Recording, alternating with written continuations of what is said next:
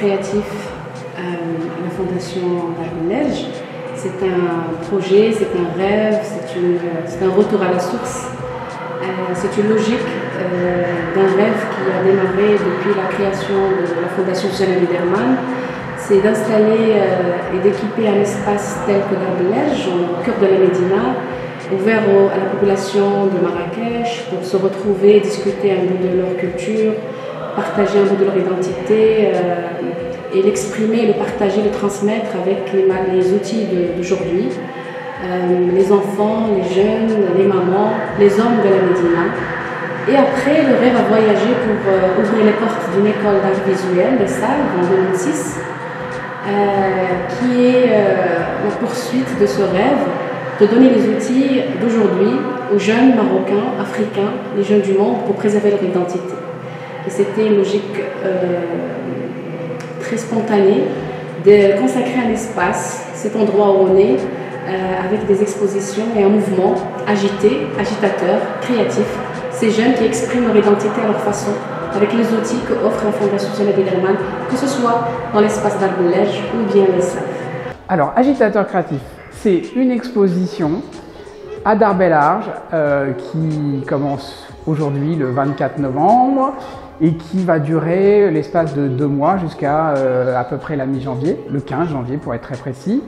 C'est une exposition qui montre des travaux de fin d'études des étudiants de l'ESSAV, à la fois des étudiants du département design graphique, mais aussi du département cinéma.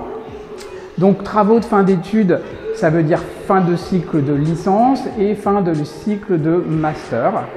C'est l'opportunité pour les étudiants de sortir un peu du cadre de l'école pour montrer à un public plus large ce qu'ils savent faire, tout simplement, dans leur très grande diversité, parce qu'il y a vraiment des projets extrêmement variés qui sont la démonstration de cette pluralité d'expression qu'il peut y avoir à l'ESSAV. Je veux dire, en écho à ce que sont nos étudiants, c'est-à-dire de jeunes designers, et puis à ce que des jeunes designers de leur temps, c'est-à-dire qui touchent un petit peu à tout, et puis aussi à la nature des enseignements, où on essaye de les initier à beaucoup de domaines d'expression des arts graphiques. Dans l'exposition, on va trouver des choses qui sont en lien avec ce qu'on va appeler les techniques du print, de l'imprimer, l'affiche, les brochures, des petits objets d'édition, même des choses qui se rapportent à des petits journaux, donc qui sont, je dirais, traditionnellement les documents d'expression du design graphique, mais il y a aussi évidemment une très bonne part qui est laissée au digital, c'est-à-dire des animations, ou la présentation de sites internet, d'applications. Il y a des choses qui sont de l'ordre du volume, comme le packaging, des t-shirts imprimés. En fait, il faut bien comprendre que le design graphique, en fait, il peut s'exercer, s'exprimer à travers tout un nombre de documents et de techniques. Et ça, je crois que l'exposition présente bien cette diversité de techniques d'expression du design graphique. Voilà.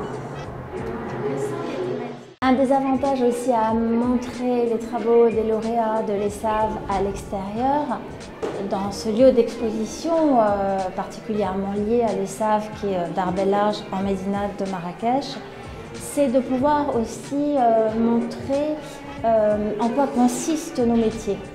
Que ce soit dans le domaine du cinéma, où finalement on peut faire des œuvres totalement diverses, depuis le film commercial, institutionnel, au film publicitaire, au film d'auteur, avec des propositions à chaque fois très très différentes, qui posent aussi les étudiants et les lauréats de cinéma en tant qu'auteurs et initiateurs d'esthétique nouvelle, qui vraisemblablement seront celles de demain, parce qu'ils sont toujours précurseurs.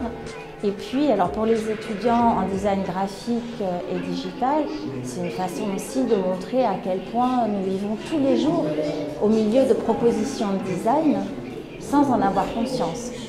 Sachant que le design a une portée politique et sociologique très importante, puisque ce sont des messages en fait qui nous sont adressés quotidiennement sans qu'on ait l'impression qu'on nous a adressé un message.